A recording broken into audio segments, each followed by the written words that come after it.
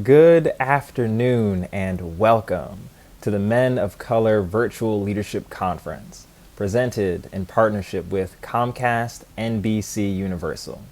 My name is Evan Cutts. I'm the content editor for Color Magazine, and today I have the pleasure of being your MC.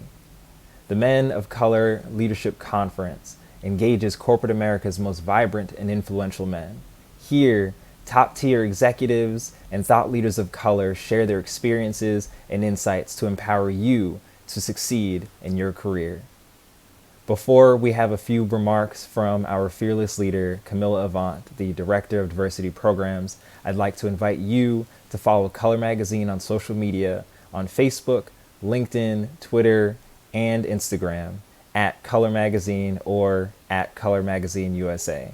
There you'll find all the news and updates you need to stay in touch with color. And now, a few words from Camilla Avant. Thank you, Evan. Welcome to our first virtual Men of Color Leadership Conference. Once again, we'd like to thank our sponsors and you for supporting this event today. As we navigate this historic time gripped by the effects of COVID-19 and racial discord, we all have been forced to find new ways to manage through all this turbulence. It can be hard sometimes to stay positive and be encouraged. Know that challenges often result in breakthrough moments, and Color's theme this year is breakthrough. I hope that taking some time out of your day and attending this event, you'll get some inspiration from the impactful men who are sharing. Their journeys have led them through roles in professional sports, media, government, health and wellness, just to name a few. Numerous influential men have graced our stage, and today our virtual stage, sharing their personal and professional stories of navigating life's challenges to arrive at success. I would like to introduce our welcome speaker, Salvador Mendoza, Vice President, Diversity and Inclusion at NBC Universal. Salvador is responsible for the development of short and long-term strategies in the area of workforce leadership development, community partnership, and NBC Universal's employee resource groups, with a focus on enhancing the company's diverse and inclusive environment. Additionally, he works to build and maintain partnerships with local, regional, and national diverse organizations. Born in Honduras and raised on the south side of Chicago, Mendoza's experiences and adjustment to a new culture and environment shaped his passion for diversity and inclusion. Sal is considered an expert in the field of diversity and inclusion. He received a BS from Chicago State University and an MS from Governor State University. And among his many awards and accolades, he has been recognized as one of Hispanic Business Magazine's 100 Most Influential Hispanics, Imogen Foundation's Powerful and Influential Latinos in Entertainment. He received In Connection Game Changer Award and holds several leadership positions on many advisory boards. Among them, the American Red Cross, the Center for Asian Pacific American Women, and the National Hispanic Corporate Council. We would like to kick off our conference by welcoming Salvador to the stage for some opening remarks. Welcome to the 2020 Men of Color Virtual Leadership Conference.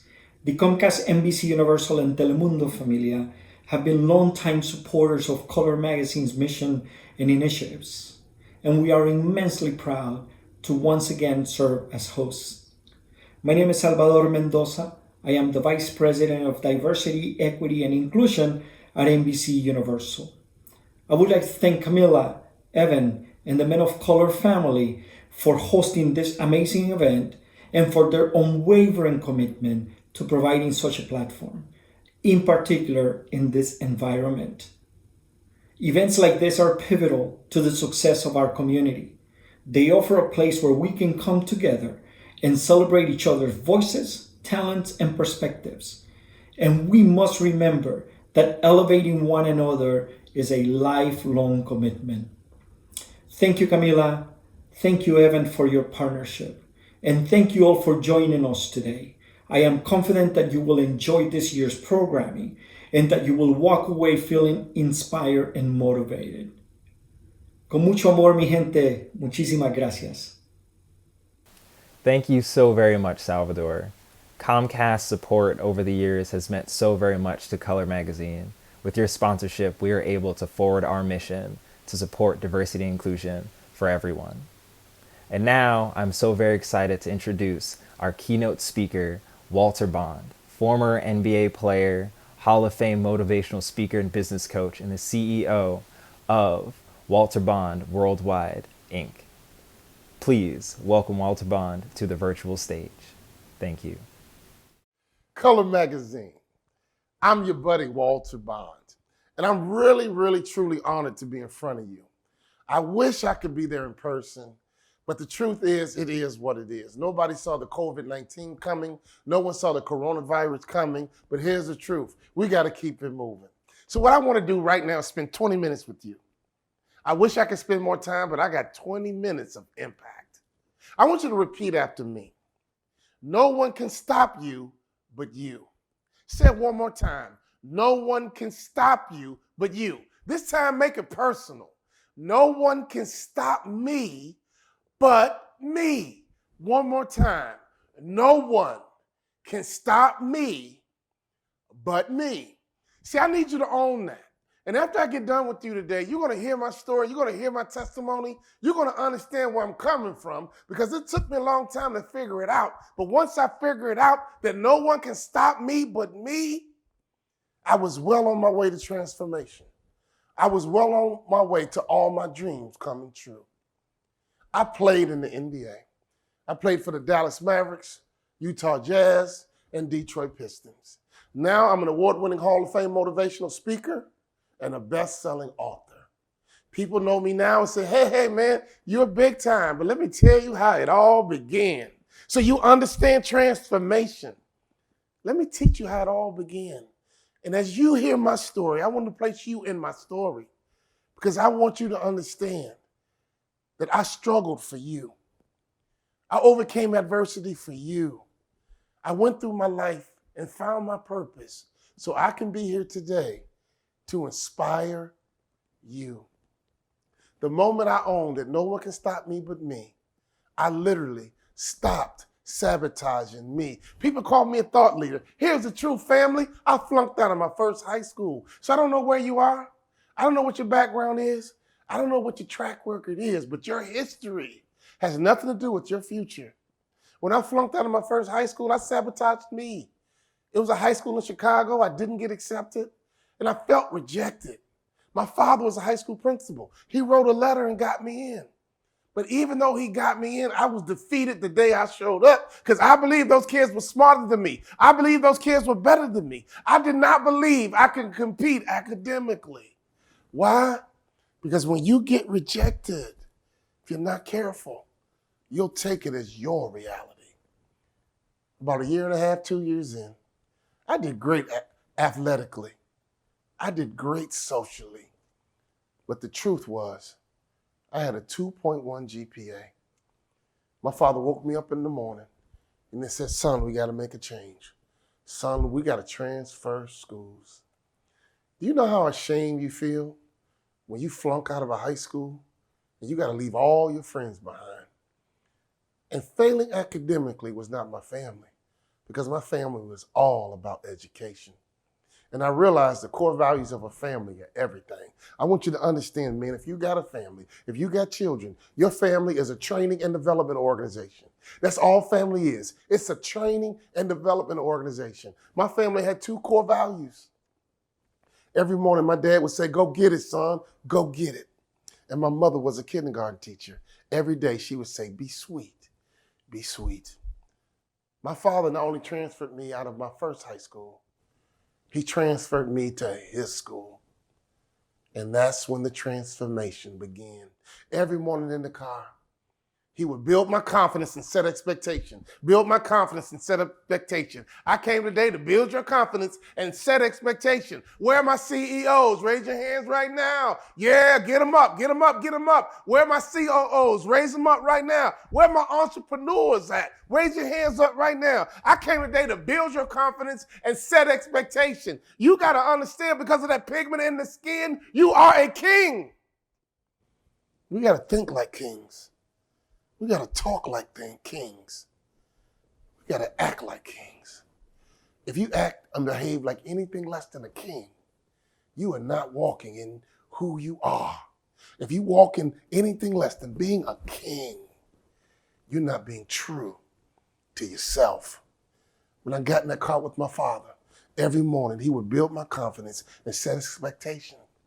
He would say, Walter, you're just as smart as my other two kids, but your value system is screwed up. You're just as smart as my other two kids, but your value system is screwed up. You're just as smart as your brother and sister, but your value system is screwed up. This family produces student athletes. This family produces student athletes. Oh, I was straight A in baseball. I was a straight A student in basketball. I was a straight A student in baseball. But the family value was about being a student athlete. A couple of days at my new school, my dad said, hey son, write your goals down. And I want you to write some real goals down, your life goals down, and push yourself, stress yourself. So I got in the car in the morning. I said, Dad, are you ready? Okay, here we go, Dad. I'm going to graduate in college in 4 years. I always heard him tell my older brother and sister that college is 4 years. He didn't believe in that 5-year stuff. I said, Dad, I'm going to graduate college in 4 years. And then after I graduate, Dad, and have my diploma, then I'm going to play in the NBA. And when I'm done playing in the NBA, then I'm going to make more money in business than I did in sports. I created goals that created pressure. Here's what I want you to do before you lay your head down tonight and hop into your bed. I want you to set some goals and it creates some pressure. Oh, you make $1 million, I need 2. You make $500,000, I need $1 million. Whatever your number is, double it. Set some goals for yourself that creates pressure. And here's why. When you set goals that create pressure, it's going to change your activity. When you set goals that create pressure, it's going to change how you operate. Before I knew it, going to my dad's high school, he said, look at those goals every single day, son. That's all I want you to do is look at your goals every single day. Before I knew it, the 2.1 was a 2.9. I would sit in the class and the teacher would ask a question, and I would say, man, I know this one, 3X. The other kids would say, man, you're so smart. Not really. Same guy. New goals. If I'm going to graduate college in 4 years, I got to handle some business in high school. When I got that 2.9, I went to my counselor's office and I was so confident and focused on school. I was like, what do I need to do to get a 3.0? I want a 3.0. She says, Walter, baby, I did the math. And 2.9 is the best you can do. You were in such a hole when you got here. 2.9 is the best that you can do. In a poetic way, it was perfect because that 2.9 represented to me self-sabotage. That 2.9 represented me almost being good enough. That 2.9 is always in my mind to know, to never sabotage you. And I'm going to talk to you for real. You're African-American. You're a middle manager. And in your mind, I say, oh, you know, they ain't going to never promote me. You're a Latino. And in your mind, you're saying to yourself, you know what, that glass ceiling, I can only get so far. You know how it is. I don't care what pigment is in your skin. I don't care what ethnicity you come from. Hear me clearly. No one can stop you but you because you are a king. I didn't realize I was a king because I was acting like a court jester. I didn't realize I was a king until I spent time with one. Every morning, he would make sure I looked at my goals. And every morning, he will build my confidence and set expectation. Can I talk to fathers right now? Can I talk to fathers right now? When you get home, do something for me. Every single day, build your kids' confidence and set expectation. That's your job, Dad. Build their confidence and set expectation. This family produces. This family produces student athletes. I got recruited to the University of Minnesota. My freshman year, I found myself sitting on the bench. And all of a sudden, my behavior changed. All of a sudden, I stopped working hard. All of a sudden, I stopped going to class. And it was like I was hitting rock bottom. Not only was I a bad student again, I was not excelling in sports. At the end of my freshman year, my old man called me on the phone. He said, you didn't play this year. Why not? I said, politics, Dad. It's political. Before I knew it, I was making excuses just like I did in high school. Don't ever make excuses. Hear me clearly. All butts stink. Every time you hear the word but, don't ever listen to anything else a person says. As soon as you hear them say but, remember these words. All butts stink. I wrote a book titled All Butts Stink. How to live your best life and eliminate excuses. And today you're going to get a free download.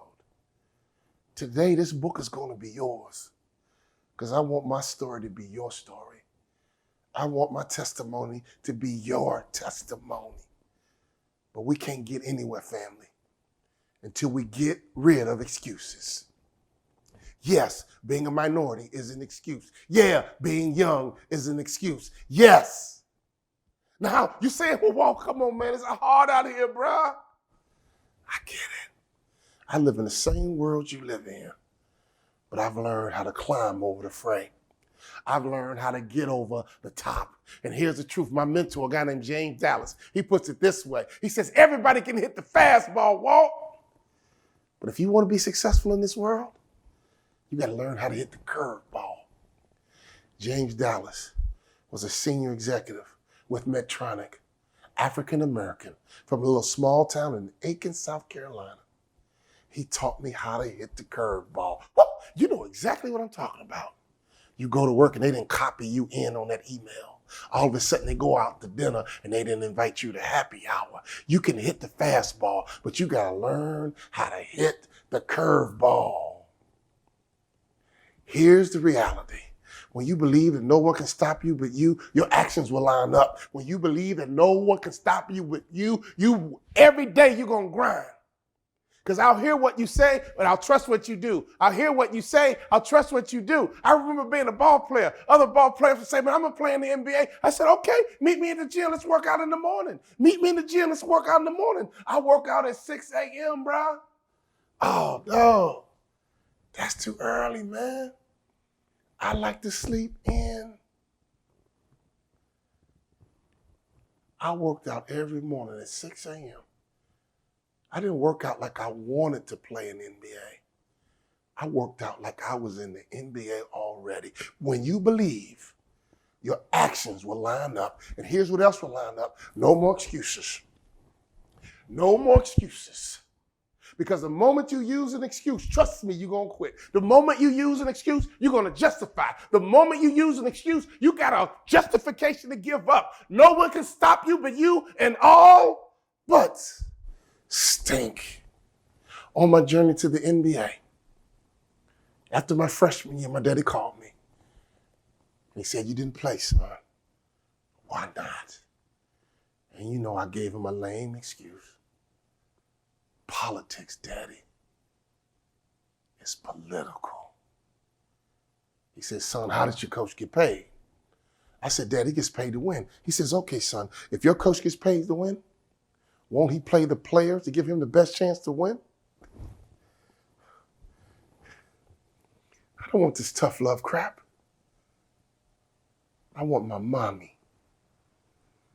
My old man said, hey, man, are you looking at your goals like I taught you? Are you working hard every day like I taught you? When I left the house when I was a little boy, my dad would say, go get it. My mom would say, be sweet, baby. Go get it. Be sweet, baby. Go get it. Be sweet. Go get it. Be sweet. Go get it. Be sweet. Go get it. Be sweet. Go get it. Be sweet. Get along with people. He said, son, take your goals out. Look at them every single day. So before you go to bed, make your goals, and I want you to look at them every single day. I got a note today on LinkedIn from the police chief of the third largest city in the state of Minnesota. And he said, man, I heard you speak 15 years ago, and I executed what you said in your keynote. Now, I'm the chief of police. You have no idea what you're capable of. And I hope you take these nuggets I share with you today. Because if you think and if you execute, you will win.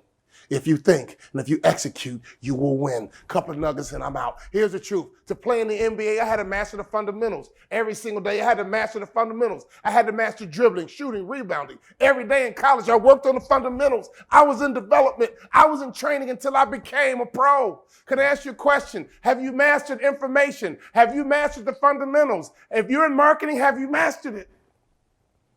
If you're in leadership, have you mastered it? If you're in sales, have you completely mastered it? If I'm mastering branding and marketing, I know how to market and build a brand. I can slay marketing.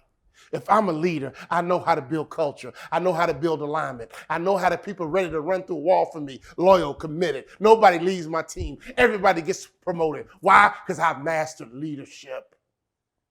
Whatever industry you're in, whatever role you have at work, you got to master it.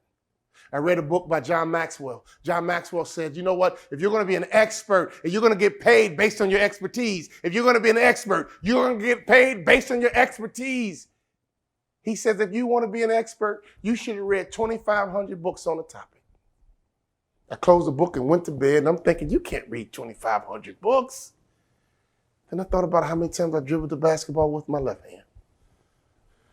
I started thinking about how many times I dribbled the ball with my right. I started to think about what kind of discipline it took for me to get to the NBA. Can I ask you a question? How disciplined are you? How disciplined is your mind? How disciplined is your mouth? How disciplined is your day? If you're going to be successful, you got to be disciplined. In basketball, I would shoot 500 shots a day. When I got in business, I made 25 sales calls a day, every single day. People say, man, I see you everywhere. You're speaking everywhere. Here's how. Nothing in business happens until something's sold. You have to have good habits and good rituals. Good habits and good rituals of playing the NBA. You got to have good habits and good rituals. In business, you got to have good habits and good rituals. And you got to be disciplined every single morning and every single night. Your day should be regimented and your day should be productive. I'm tired of you being busy. Let's be productive. And as I close, I wish I had more time with you. You got to understand opportunity. When I called home and made an excuse, when I was in college, I was about to blow an opportunity. When I flunked out of my first high school, I was about to blow an opportunity. Right now, I want you to understand, don't you ever blow an opportunity. Your job might not be perfect. Your boss might not be perfect. Your company might not be perfect. But you got to take advantage of every opportunity and dominate where you are right now. If you want to get promoted, dominate where you are right now. If you want to get to that next level, I got the keys. Dominate where you are right now. I never started on my college basketball team, but I became the top 6 man in the country. No one in America was better than me coming off the bench. I dominated the role that I was given. And guess what? The NBA noticed. And I became the first ever undrafted rookie free agent in the history of the Dallas Mavericks to start opening night. Dominate. The first time I got hired to do a keynote, it was a company called ING. And they flew me to Phoenix, Arizona. It was after my NBA career was over. I was trying to make income from my family. I didn't want to be that ball player that goes broke. I got in front of the hotel, and the bellcaps tried to grab my luggage. I'm from Chicago. I know the hustle. You ain't going to make me give me a tip. And I started fighting over my luggage. They said, Mr. Bond, the tips are already included. Like, how'd you know my name? And knock yourself out, dude. I got to my hotel room. And I was so excited because I knew that this was nothing more than an opportunity. Up until that point, I was speaking at high schools and middle schools. And this was my first chance to speak at a corporate event. And this was an opportunity that I was not going to waste. I almost blew it in high school. I almost blew my opportunity in college.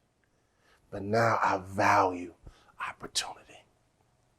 Your life is going to be defined by how well You take advantage of each and every opportunity. I got into the room, I looked into the closet, and there she was, a beautiful bathrobe.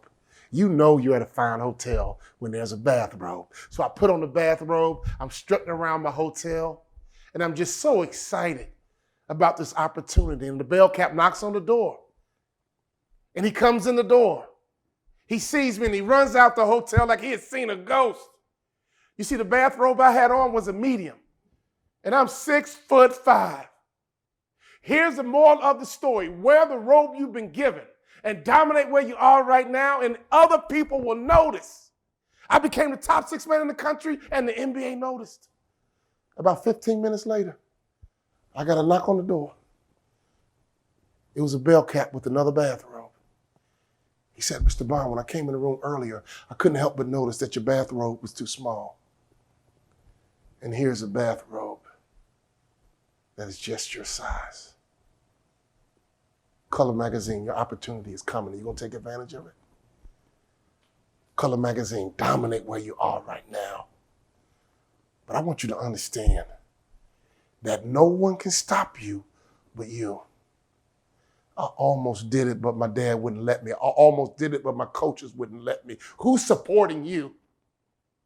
Who is supporting you? You can't do it by yourself. You got to get a support system. When Tiger Woods fell apart, it was right after his dad died. When Michael Jordan went to go play baseball, it was right after his dad died. These are two of the most mentally tough athletes we've ever seen. Here's the moral of the story. We all need support. I don't care who you are. We all need support. I wrote about it in my book named Swim. It's about a shark, a suckerfish, and a parasite. If you get a chance, pick up that book and read it, because I'm teaching next level success. And here's one clue of the shark mindset. Sharks never stop moving forward or they die. Sharks never stop moving forward or they die. Oh, Color Magazine, I wish I had more time. But download my book, enjoy the book, and remember this. No one can stop you but you. And you gotta set goals that create pressure. And I want you to remember, you are a king. So go and act like it. Wow. Thank you so very much, Walter. That was phenomenal. We are going to keep the ball rolling for you guys. And up next, we have our executive panel discussion. And let me tell you, we have a panel of heavy hitters for you today. So without further ado, I'm going to introduce these folks and we can dive right into the conversation. First up, we have Pandit Dasa, mindful leadership expert and motivational speaker, as well as the author of Urban Monk. Then we have Cecil Johnson, the head of talent development North America for Johnson & Johnson. And last, but certainly not least, we have Mark Kang, Senior Vice President of Worldwide Distribution at INSP. Thank you all so very much for being here, and let's get started. First up, I'd like to address Pandit. Can you please tell us a little bit more about your unique journey? Thank you for having me on this wonderful panel. So my journey, I was born in India. My parents migrated to the US in 1980. They came over with little to no money. So one of the first things they did was to set up a small shop on Venice Beach selling gift items. So that was my first exposure to America at the age of 7 at Venice Beach. They were working 7 days a week just to put food on the table. With a lot of hard work and a lot of luck, they had established a very successful multi-million-dollar jewelry business. That went for a little while. Then in the early 1990s, my parents' jewelry factory burned down. We ended up losing everything and going completely broke. We lost everything. At that time, my dad decided to explore new business opportunities in post-communist Bulgaria in the early 1990s. So we left LA for good, and we're living in post-communist Bulgaria. Went from living in a $1 million house on top of the hills of Los Angeles to a 1-bedroom apartment in post-communist Bulgaria where no one spoke the English language. And there was, not everything on TV was in the local languages, which I didn't understand. And there was no internet. So when all of my external entertainment and recreation, everything came to a standstill, That's when I began my inward mindfulness journey. We spent a couple years in Bulgaria. It was a very difficult time because my life had literally turned upside down. But the country was a little unstable, so we moved back to the US, moved to the East Coast, where my parents started a small business in Manhattan. In 1999, a few years later, I decided to explore my sort of like inner journey a little deeper. So I went to Mumbai, India, to live in a monastery. I thought I'd be there for just maybe a month, or waking up at 4 a.m, meditating for hours a day, spending the rest of the day serving one another, serving the community. It was a life of simplicity, humility, and service. And to my surprise, I fell in love with that lifestyle. I spent 6 months in India as opposed to 1 month, came back to New York, moved into a monastery in New York City on the Lower East Side. Interesting place to have a monastery. I know you're thinking that already, but that's where I landed. That's where life took me. I ended up spending the next 15 years of my life living as a monk. I don't think anyone plans to spend or become a monk, and I didn't plan that either. I thought I'd be living on the pool parties and beach and all this kind of stuff. No, it was completely opposite, what I thought my life would be. And during that time as a monk, I did a lot of lecturing and teaching on mindfulness and stress management on college campuses around the US, especially in New York City at Columbia University, New York University. And then 6 years ago, I left the monastic life, which is doable. It's not a one-way street. You can take some exits, no problem. So I left the monastic life 6 years ago because I wanted to take what I'd learned in the monastery and bring it to corporate America. And I knew if I just showed up with a shaved head and robes, that wouldn't work. Cecile, it works perfectly for you. With me with robes and a bunch of other stuff, it probably wouldn't have worked. So then I decided to transition out of the monastic life. And I've been speaking in companies around the country and also internationally on things like mindful leadership, stress management, resilience, work-life balance. I've been doing that for the last 6 years. It's been a very interesting roller coaster of a journey, but it's taught me a lot of wonderful life lessons. So that's in a nutshell my journey. Incredible.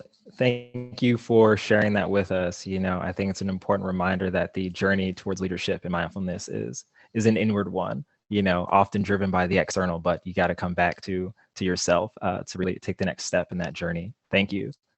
Cecil, could you tell us a little bit more about your journey?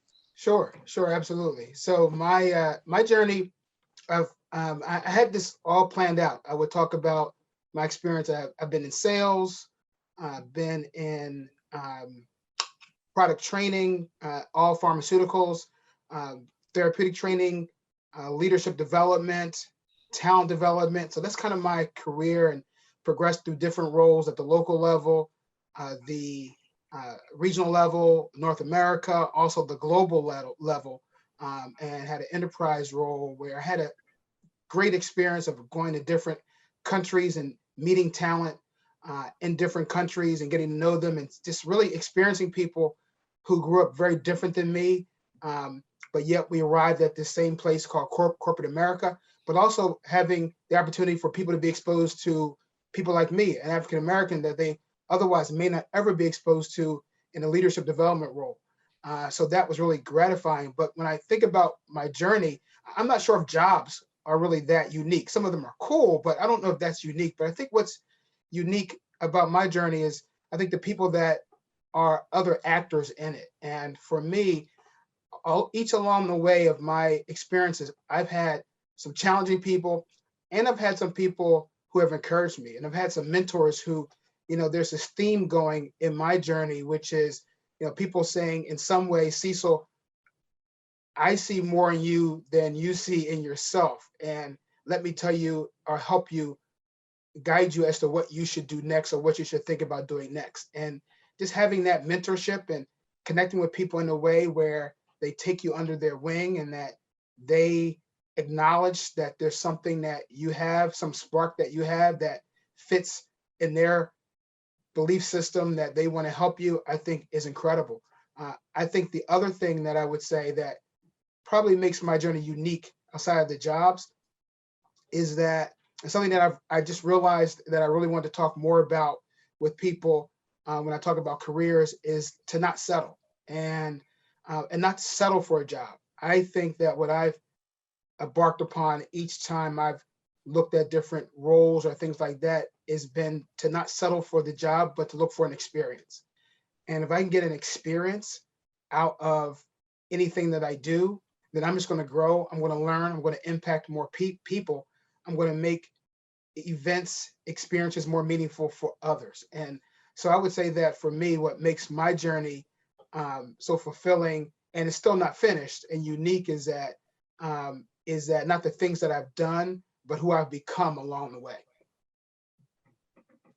Okay, that's powerful, powerful. Looking again back to the self, right? And what you're becoming next, and the belief that really needs to be there, that confidence, but also that mentorship and that support. Thank you for sharing. And Mark, can you tell us a little bit more about your journey? What's been unique to you along the way? Is it the people you've met, the people you've interacted with who've taught you things, or what? Where has it taken you so far? Sure. Well, thanks for sharing, Pandit and Cecil. Just those are really good, so powerful stories. I can't even imagine in terms of being in a monastery for 15 years. That's wow.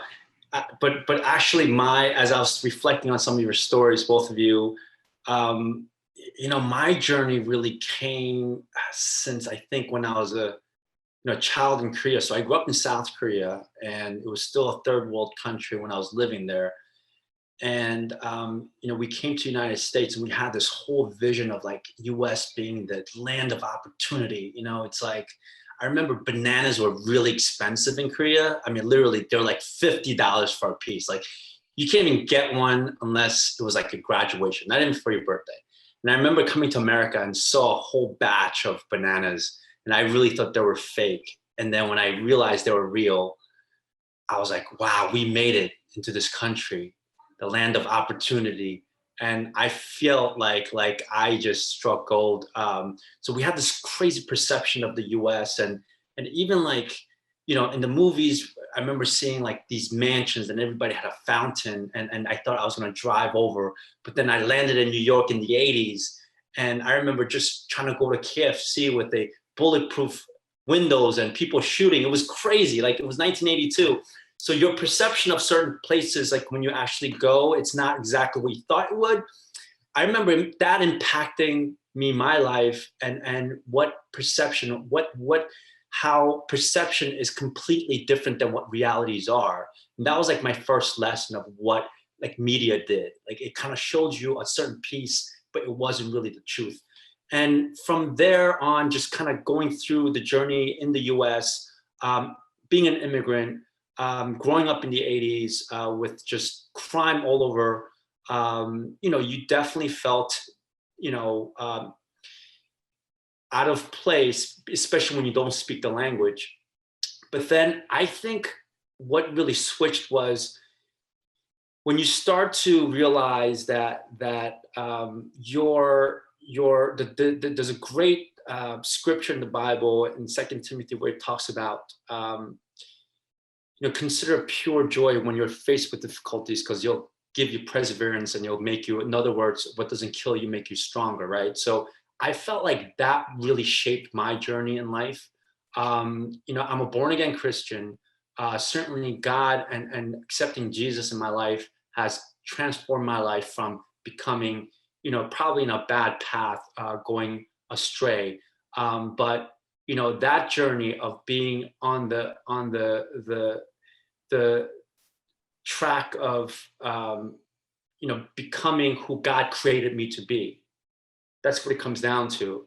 You really got to ask your maker what you're supposed to be. Just like a clock, when you find it, if you don't know if it tells time, if you ask the clockmaker what it's supposed to do, it'll tell you it's supposed to tell time. And I do believe everyone's journey is determined by the maker. And for me, that's God. And I had these conversations when I first came to the States of just frustration, being picked on, not being able to express myself. And from there, I got into media from banking because I do believe that media does shape the culture. It shapes who, the influence that it has. It's almost as though it's a sanctuary. What other medium do you actually put 100% of your attention listening and watching something, right? I mean, you really literally get sucked up. And I really thought that was really interesting, that you can shape and influence individuals in with one button, literally the whole world. The powerful medium of media seemed like a natural fit if you want to get a message across. And I'm hopeful that the message that I try to come across, or organization that I work with, will send a positive message for healing. So, I think that's the path I've been on, because I think that's where God wants me to be in. So that's, in a nutshell, where my journey has been gone thus far. So much there to really sit with, and I'm finding a really common theme among all of your stories is this shift in perception, whether it was like, okay, the American dream versus, like chaos in New York City in the 80s, thinking about having, wealth, and then suddenly, losing it all, thinking about who am I, and, is there room for me to grow beyond where I'm at right now, right? Those shifts in perception are really, really key turning points in all of our lives, and really want to get at that idea of, what's your breakthrough moment, reflecting on your journeys, on these experiences, where has that sort of shift come for you? Mark, could you tell us in a few words, what that experience like was for you? Sure. I think the time when my life and my career breakthrough really happened during my college job during the summer. And I did it for 2 summers. And I worked for a company called Southwestern Company. So what they do is they basically plant you to a different location away from your home to sell books door to door, which is kind of crazy. So literally you're knocking on doors. It's 100% commission. You work for 3-4 months, 80 hours a week. And it's an amazing training program basically for sales, right? For the future. So I remember this particular time, they took us to North Dakota, which, it's no minorities whatsoever there. I mean, literally, right? I'm like the only Asian dude. And they actually thought I was like everything else except for Asian for some reason. They thought I was Indian, they thought I was black, and they'd never seen an Asian person before. So I'm knocking on doors, if you can only imagine, like random doors, and they're looking at me and they're like, who the heck is this guy? No one's gonna buy books, but I did it anyway. But, so I'm running out of funds because you self-support, and no one has bought my books for 2 weeks. And now I'm in desperate mode because I'm trying to raise money to go back to school so I could raise the tuition. And I remember, everybody, it was almost like a cultish, like, culture where you had to make a peanut butter and jelly sandwich every day to save money so you could save money for college. So that's what I had, a peanut butter and jelly sandwich. And it was a sunny day, and I was sitting on the sidewalk about to have my lunch without selling any books for 2 weeks, contemplating if I should go home. And like that time when you're swallowing anything, you have this like it's hard to swallow because you're about to cry. Like at that moment, like you're really feeling bad for yourself and you're about to cry, you're swallowing. Suddenly it started raining. And I'm just like, wow, why is it raining when it's sunny? And I realized someone in the house saw that I was sitting on the sidewalk, and they turned on the sprinkler to get me off their yard. Okay, so here I am, and that Radiohead song, I'm a Creep, was like a top song at that time, and someone was driving and that song just came on, and that's how I felt like. I felt like a creep. I started crying. I felt sorry for myself, and this sucks. Everybody's a racist. No one wants Asians here. And at that very moment, and this is a God moment, I saw a person on a wheelchair who was handicapped, who was singing Amazing Grace, like as if they were just so appreciative of their life. And when I saw that, and when I saw my situation, I felt so ashamed that I was complaining about how people didn't buy my books, and how, I felt sorry for myself because someone turned on the sprinkler. At that moment, something happened in my heart, and I realized it was a sign that I need to get off my butt, stop blaming everything else, and start selling books. And I could tell you, I became one of the top salesperson that year. I made $45,000. This is back in 1995 for that summer. So I was able to pay my mom's rent, my tuition, and some, and able to pocket some money. And that was probably one of the best lessons I've learned. And the lesson away from that breakthrough moment was, you gotta stop blaming anyone or everything else for your problems and accept it. And you are in charge of what you could control, not others. So that's where combination of gratitude, that was a breakthrough moment for me. Wow, powerful. Let's keep the ball rolling. I'm feeling inspired. And Cecil, I want to hear what you got to say. No, that's Mark. What was That's that breakthrough moment Mark. for you? That's awesome. I mean, I think that's just awesome. And I'm sure they probably like, who is this? What is this guy? Like knocking on my Right. door, right? Yeah. So it's interesting. And look, Evan, I apologize because I know I keep messing with the questions, but I don't know if I had one breakthrough moment. Like I'm still breaking through, right? Like I'm going to connect two stories, right? So I had one on my birthday this year, and Mark and Pandit and I were talking about this. So during this birthday year, every birthday I have, I usually try to stretch myself, do something different. And since this pandemic, Mark and I were talking, I reconnected with DJing. I DJed in high school, and I reconnected with DJing, started DJing, and I would DJ in a closed group, right? Facebook, Zoom. And for my birthday, I said, you know what? I'm going to stretch myself. I'm going to be vulnerable, and I'm going to just open up to all my friends and do a set. Nice. And my friends later commented to me and said, I just love the way you just gave of yourself, and you were so relaxed. And I've seen you do this, and you're not relaxed. And you decided to just relax in your talent and allow it to come through. And you were able to connect people who otherwise didn't know each other, and were able to really create an experience for people. So that was a breakthrough I had, just recently because I pushed myself. But let me go back. So I had a job where I was new in a department. It was a training job. And we went on a retreat where we had a leadership development exercise where you had to navigate through a maze. And I had just did that. And I was new to the group. I'm only 2 months in this group. And I had just done that at a different leadership development course. So the facilitator said, has anyone ever taken someone through this maze before or done it someplace else? And I raised my hand, and he was like, okay, so we have someone to already do that. And then the head of leadership development said, okay, then Cecil, you have to facilitate this at the end, facilitate the debrief. And I was like, I just went through it. Like, I'm not an expert. So anyway, the team goes through it, and now I'm sweating, I'm nervous, and they're like, facilitate the debrief. And I start facilitating it. I just start asking questions, what you see here. I just put some things together in my mind. And what was happening while I was doing that was that the head of leadership development was off to the side with the head of the department and said, I want him to work for me one day. Mm. And she was like, well, why? She's like, she said, you see something like he's facilitating this? And she said, he may not know what he's doing, but he knows what he's doing. And she said, I want to take him under my wing. About a year or so later, the head of department moves on. The head of leadership development, she takes that person, her role.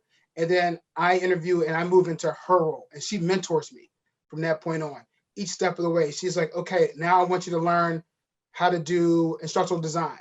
After I did that, she said, now I want you to take a look at how much does a performance consultant make versus an instructional design person. And she said, see the difference? I want you to learn performance. And then she would guide me on and said, now I want you to get initials after your name. So, this is me connecting from, something that I developed back when I was, in high school in Philly of DJing. Fast forward to a recent birthday where I'm using my talent to connect people, to feel good about the experience I'm bringing to people, to back when I was just in my element, didn't know what I was doing, but had someone there that said, I see something. And they saw something because I was able to just use what I had and not overthink it, not over-engineer it, but just be who I was in that moment and be present, which I'm sure Pandit would like that, and be present and just be there for what I can bring to that moment. And that, for me, those were breakthroughs for me. And I find that I break through and I open myself up for breakthrough moments when I'm present. And there's a lot to distract me, to distract us. But when I'm present, it's just amazing how I'm able to witness myself and what's happening and to make an impact and to be impacted. That's cool. Incredible. I just want to make a comment on that, because what you said, present moment, is such a key factor for success, because I think C.S. Lewis said present moment is when reality and eternal life actually intersects in a spiritual way. So like you could make a difference now at the present moment, not anywhere else, right? So when you're in tune with that, you can make anything happen. And people underestimate how important it is to be in the present moment. But like we're doing it right now. I mean, this is the present moment. The way these things all tie together, as you even brought up, Cecil, the timeline, the past and the present are interacting with one another, right? There's that intersection. So very cool. And Pandit, please, let us know about your own experiences with breakthrough. Well, I think I'm also going to share a couple of them. It's hard to have just one. But I think my first breakthrough sort of aha moment in life was after we'd lost everything in LA, and I'm sitting in Bulgaria trying to figure out what in the hell just happened. Like what am I doing here? How long am I going to be here? Why did I even follow my parents out here? And then I had this really big aha moment, like kind of like Mark, what you were saying about blaming others, because in that moment I was blaming my parents. I'm like, what the hell did you do? How did you lose all that money? We're millionaires. Like, you couldn't save anything. Like, what happened? And at one point, so that's when my spiritual journey began, actually. That's when my spiritual journey began. I was reading this text called the Bhagavad Gita, which is like the most prominent spiritual text of India, something Gandhi always carried around.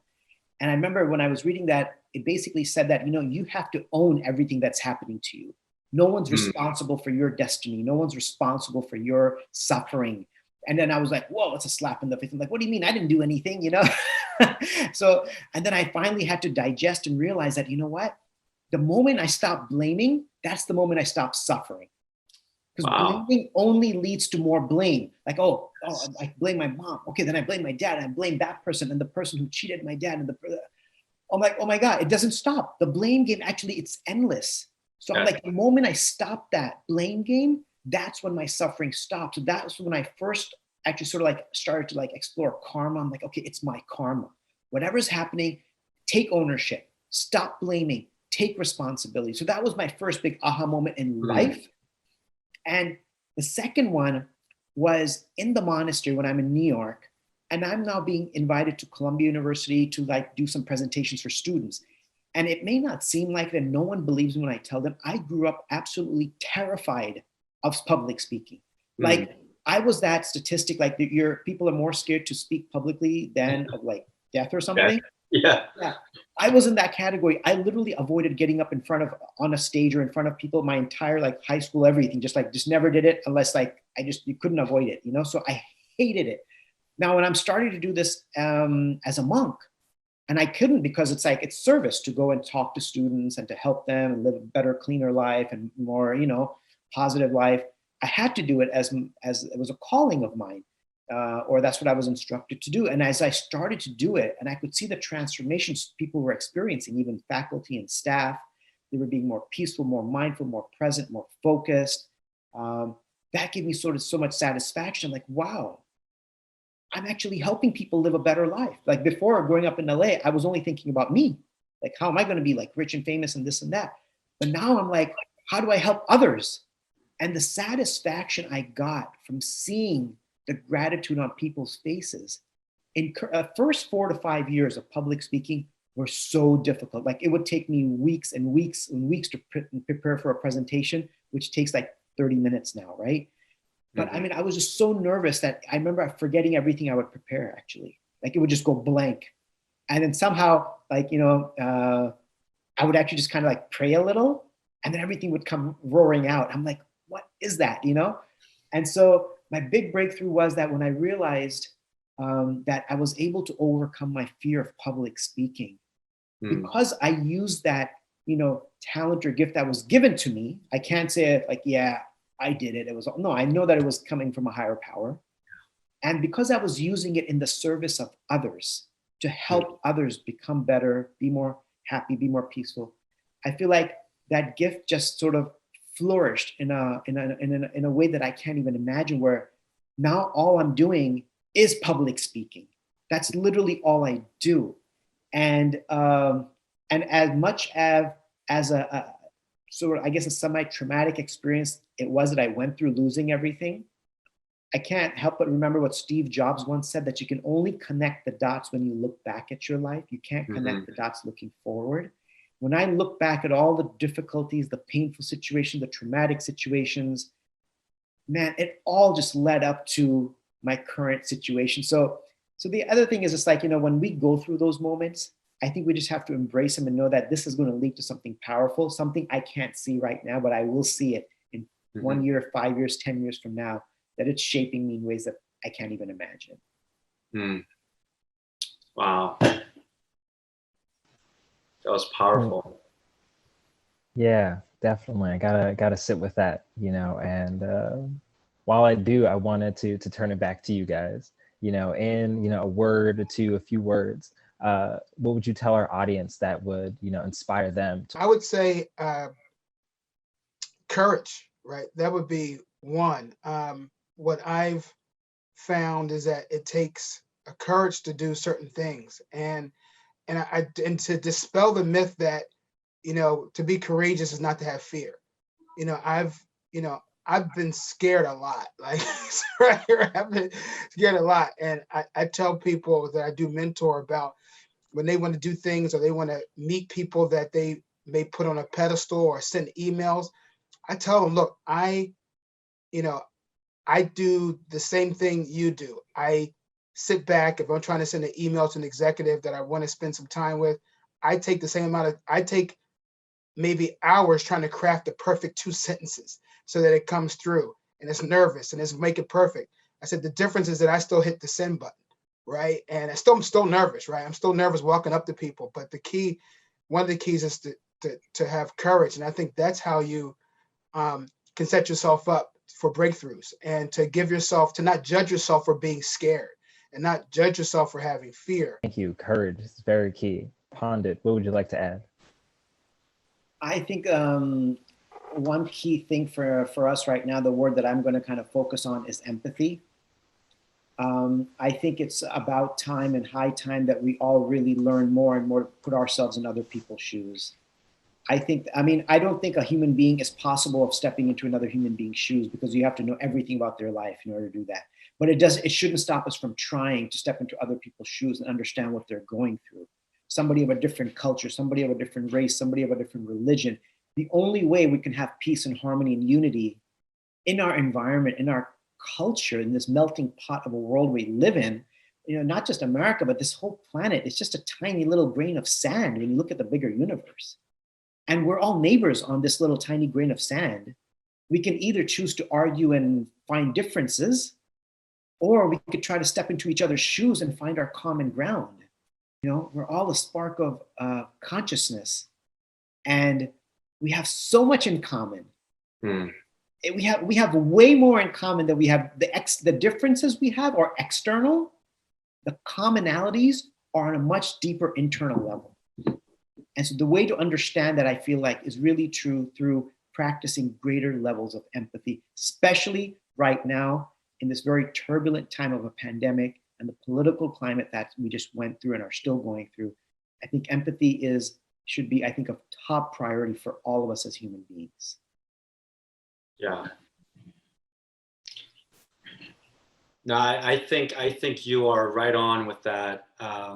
In terms of sympathy, because what I hear from a spiritual perspective, you cannot love unless you have sympathy and empathy, right? Empathy is really the key for putting yourself in their shoes to understand who they are. Only then can you love. So I totally agree with you. And I would have to say, along with courage and empathy, 2 other words, I think, Pandit, you already brought it up, which is unity and also servanthood. I think that's really, those 4 things are really the key for us to come together and recognize that none of us are better than all of us together. And to have that, it's the commonality, as Pandit pointed out, we are way more common than we think, because we are 70% water. right? I mean, we are. And we're 70% water, yet we kind of judge each other upon the color of our skin or other factors that are just minute. They're tiny, tiny compared to the element that we are. And our goal is really to bring unity, empathize, to love others, have the courage to love others, and serve. Thank you all so very much. This was a thrilling conversation, and there's so much for our audience to sit with and take away from. I invite you all to join us at the Zoom networking section at the end of the conference to continue the conversation with our wonderful speakers here today. Thank you all so much for being here and for offering your incredible stories. Thank you. Thank you, everybody. Thank you. Thanks. It was an honor to be with you guys.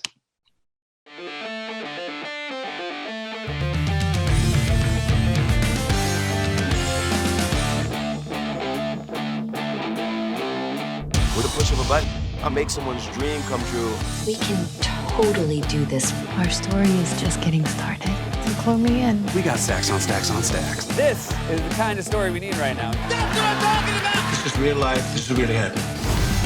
De esta edición de Noticias Telemundo, muchísimas.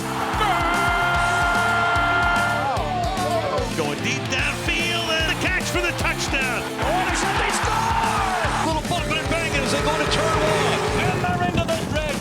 And he did. Oh, man. No doubt about it. It's going to be a gold medal for Taylor Trussell. Cheers. There has to be a reason. The business is growing. You're going to launch yourself off the top and oh! Wow, what a terrific performance. The bitch is back. Showtime, a-holes. Nobody in their right mind would live in a place like this unless they have something to hide. It really is survival of the fittest. Should have stayed in high school. Right now, you need to win. Don't worry. An ice cold blood return with a vengeance. You dream about a moment like this. That's what life is about. Totally. The bella's right on Nick's back. This is dead even. Welcome to Today. Nice to have you with us. Nightly news begins right now. If it's Sunday, it's Meet the Press. Thanks, Stuart Home, for joining us this hour. This is a big night. We just blew up our show to bring you some breaking news. The gloves are off. We have a lot to get to this hour. This is a moment where there can be true change. The market's holding relatively steady. We're giving them strategies. We're giving them an edge. We kill ourselves to be right. I want to be in business with you. Let's get to work, okay? That's how we roll.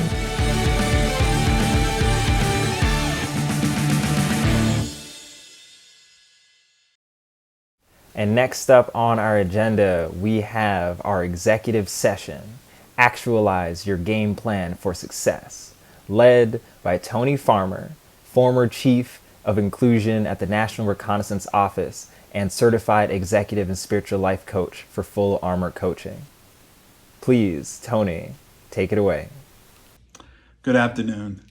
My name is Tony Farmer, and I am so pleased and honored to be a part of Color Magazine's Men of Color virtual conference. Earlier today, you heard from the Hall of Fame motivational speaker, Mr. Walter Bond. Wow. And then you heard from a panel of experts give their wisdom on how to break through. Now we're going to take that information and use it as momentum to actualize our game plan for success. We're going to do that in 3 ways. The first way is we're going to challenge the way we think. If we change the way we think, we can change our path to success. Then we're going to talk about what gets in the way of our success, primarily comfort. No real growth can come when you're comfortable. So sometimes you have to break out of the bonds of comfort to get to your success. The last thing we're going to talk about is planning for success, actualizing it, and then executing the plan. The first thing you have to do is examine the way you think. Neuroscientists suggest that our neural pathways stop growing when we're about 25. Now, what does that mean? That means you get stuck in the way you think, stuck in a rut, stuck in the generalizations and assumptions you've made about society and other people and other cultures. When success may require you to break that mode of thought, to change your way of thinking, You often hear it said that people who are older than 25 or people who are in their sunset of life, they're stuck in their ways. Well, it doesn't have to be that way. The clients that I work with, we spend a lot of time identifying barriers, mitigating those barriers, sometimes overcoming and removing those barriers to get to our destination of success. And my job is to help my clients navigate that. What's most important is to know that the way you've always viewed things doesn't have to be the way you continue to view them. Sometimes the way we've been taught to think, maybe past traumas, past disappointments, past hurts, have fixed us into a mindset that is not conducive to getting us to where we need to get to. A lot of people spend a lot of time trying to climb a ladder of success, or they try to find their pathway to wealth. What's important to note, and what I've come to understand in my work, is that your mentality, your mindset is really what's most important to your success. If you don't have the mindset necessary to get to where you want to get to in life, whether that be a promotion at work, whether that be attaining a certain level of wealth, you have to have the right mindset. I once talked to an executive coach whose background was in finance. And he said, Tony, I've read all the Dave Ramsey books, and I've read all of the Robert Kiyosaki books, and I've read all of the financial manuals. And they only talk about how to think like a millionaire or how to think like a wealthy person. They never give you the nuts and bolts. And I remember sharing with him, that's the biggest challenge we have. The biggest challenge we have is not actually attaining success.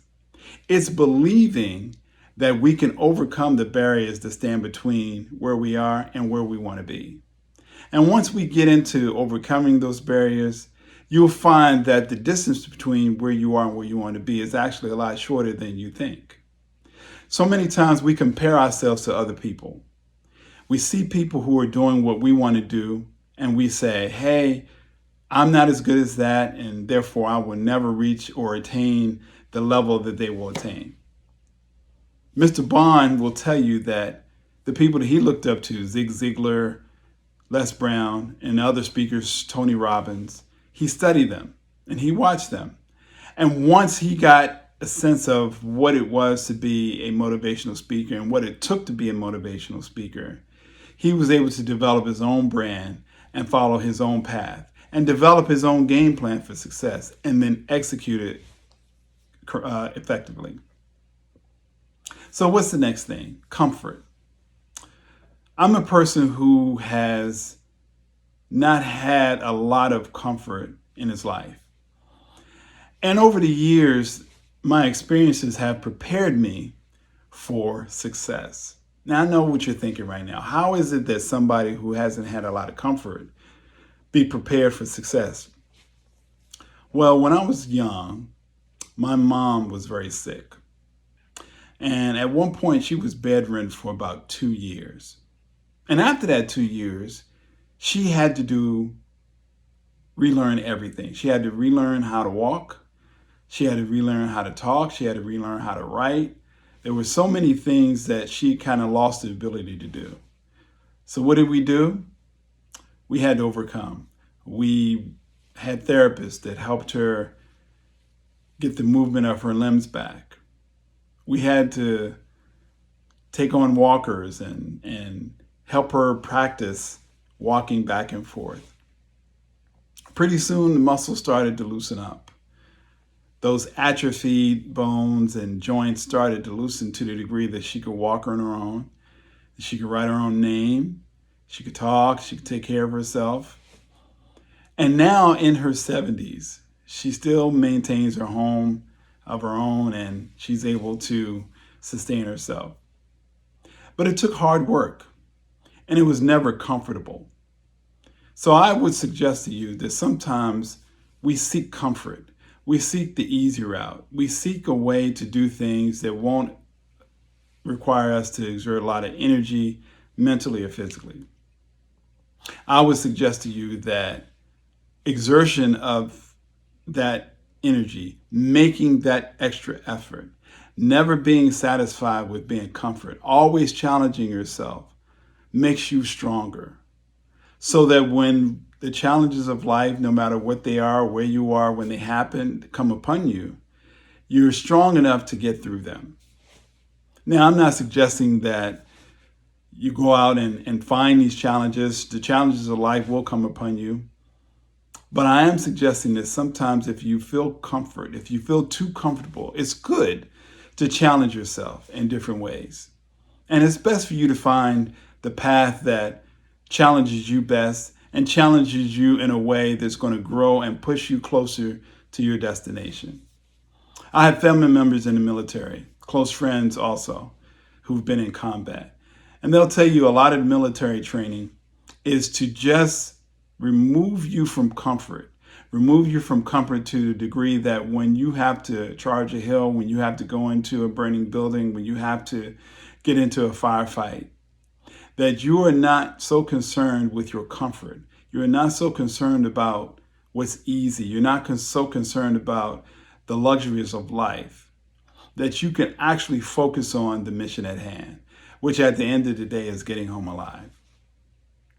So where does that leave us? That leaves us with having a plan for success. Now, here's another place that people get tripped up because the plans are often wrought by what they see other people do, what's successful for other people.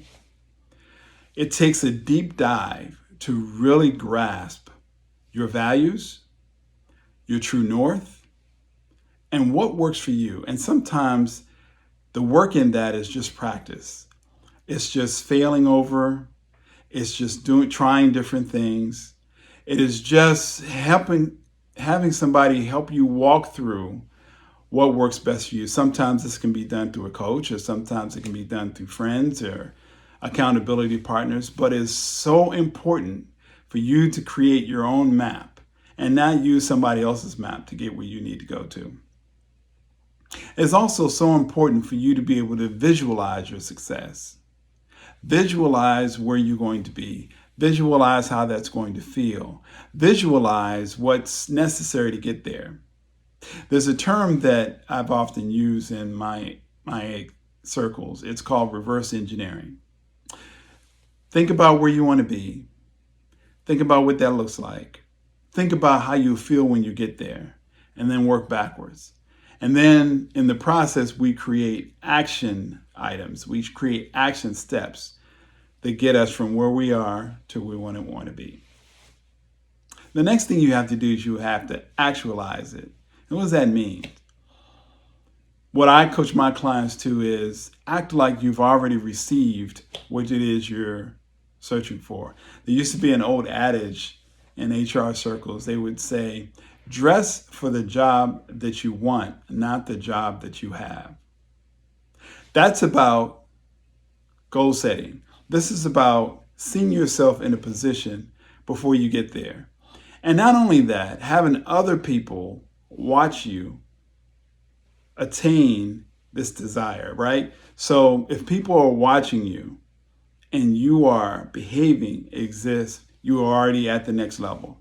If you're behaving as if you've already attained wealth, then people around you will start to treat you the same. People will give you advice. People will give you mentoring. It's amazing how much information you will be able to collect and use to actualize your plan. Now, the key word here is actualizing. Base word, act. Act as if you have already received those things that you desire. Act as if you have already attained this success. And through that behavior, you will start to change some of those newer pathways that we talked about before, your thought process, and it'll make the transition between where you are and where you want to be that much easier.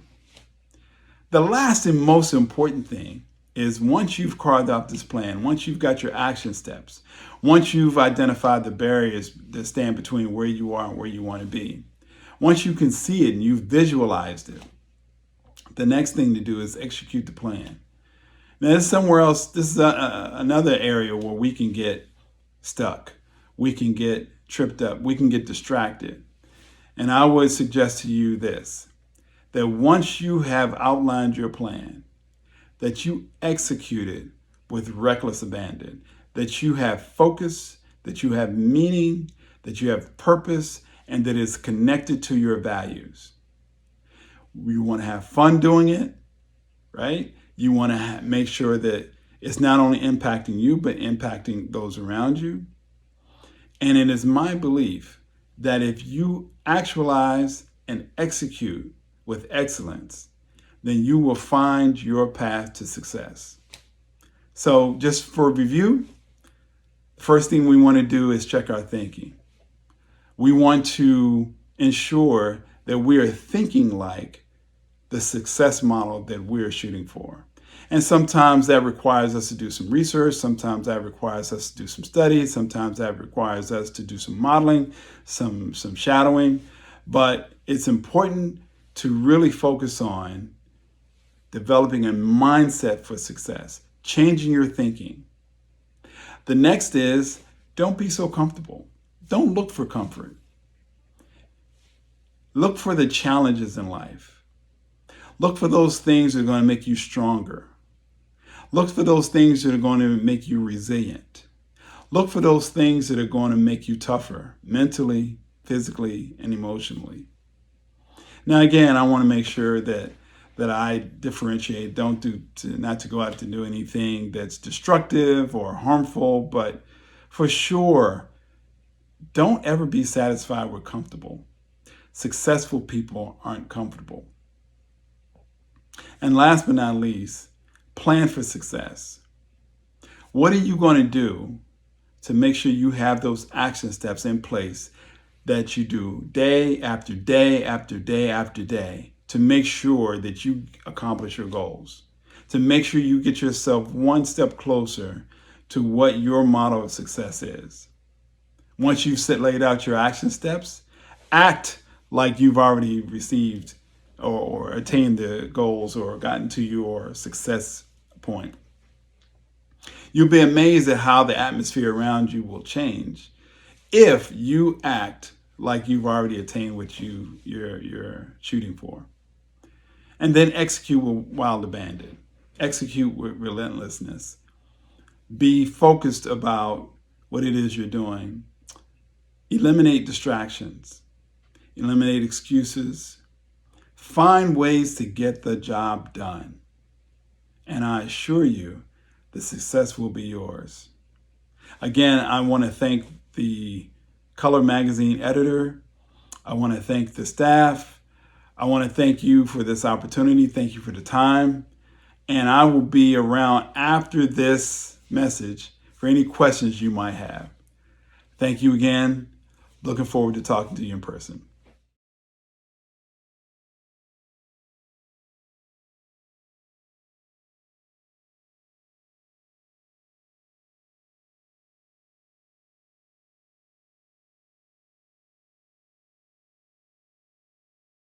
I hope you're feeling inspired. Walter kicked the event off with a motivational message. Our panel speakers shared their breakthrough moments and how they navigated their challenges to success. Tony wrapped up the event with steps on how you can map out a success plan. I would like to take this time to thank our sponsors, Comcast Universal, Comcast Corporation, the TJX Companies, the Boston Children's Hospital, Boston Medical Center, Newton Public Schools, and the Federal Home Loan Bank of Boston. It's with the support of our sponsors that make our events possible. Thank you again to all of our speakers who share their stories of resiliency and all of you who joined us today. Our next upcoming event is on December 10th at 5:15 p.m. Eastern Standard Time, and it's our virtual All-Inclusive Awards. It's an event dedicated to honoring those who have made a commitment to promoting diversity and inclusion in their careers and their companies. Please join us. You can learn more about us and that event on our website, colormagazine.com. For those looking to keep the conversation going, you can join Tony Farmer and others for a robust conversation and virtual networking. Please see the link in the chat right now. Pandit Dasa will close us out with a guided meditation. Again, I hope that you enjoyed our event today, and I'm wishing you all the best. Hi, everyone. So since mindfulness is no longer just for monks, I'd love to guide you in a short mindfulness practice right now. So first of all, if you can, please make sure your smart devices are on silent so you don't get distracted during the session. It's going to be a short few exercises, consist of breathing and focusing. Go ahead and close your eyes and sit comfortably. And start by bringing your awareness to the weight of your body, pushing down into the chair that you're sitting on, and keep all of your focus there. This is a great way just to learn to focus on one thing. Now bring your awareness to your hands and fingers and just see how they're situated. Make sure they're relaxed. Let's start to take a few deep breaths, and I want you to breathe in such a way that your lungs are filled completely with breath each time you inhale. Inhale deeply, fill up your lungs completely, and when you exhale, exhale thoroughly and completely, emptying out your lungs. So let's continue to take a few more deep breaths. Breathe in, fill up your lungs completely, and just stay in the present moment. Exhale thoroughly and completely. If you notice a thought wanting to enter your mind, just gently brush it to the side for now so you can stay focused on the breathing exercise. Now let's switch our breathing exercises so that we're breathing just through our nasal passages. Breathe in deeply, feel the cool breath going in through your nose, filling up your lungs completely, visualizing your lungs as they expand. And as you exhale, feel the warm breath leaving your body through the nose. This kind of deep breathing helps us reduce stress from our body and also declutters our mind. Take another few deep breaths. Full and complete inhalation and full and complete exhalation as well. We're taking in 5 to 10 times more oxygen now than we do during our regular breathing process. Now bring your awareness into the region of your heart.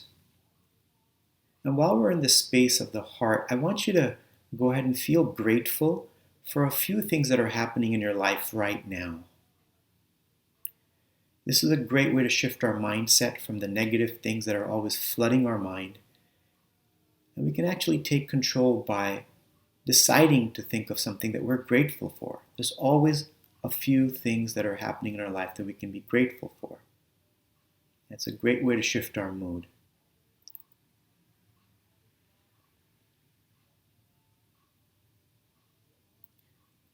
Now I want you to think of one person in your life that's encouraged you, supported you, and inspired you, and feel grateful for their presence in your life.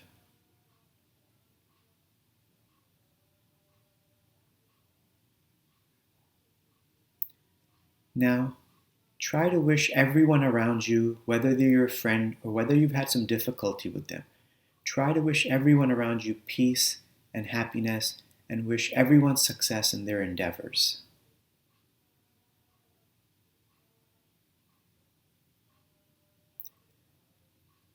Take another deep breath in, fully. Exhale fully, thoroughly, and completely. And gradually and slowly open your eyes. So thank you very much. I hope you'll be able to use these techniques throughout the day and throughout your life. Thank you very much.